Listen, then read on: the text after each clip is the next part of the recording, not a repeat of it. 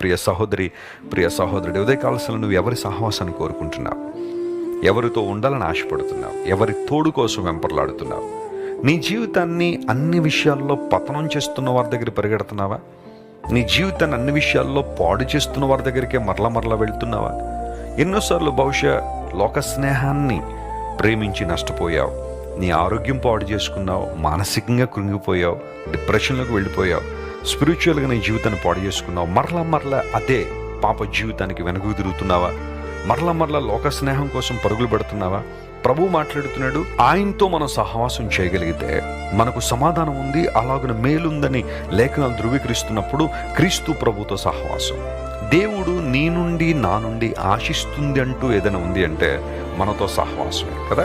ఆయన తన రూపంలో తన పోలికలో మనల్ని ఎందుకు చేసుకున్నారు అంటే మనం ఆయనతో సహవాసం చేస్తామని, ఒక సంబంధాన్ని కలిగి ఉంటామని.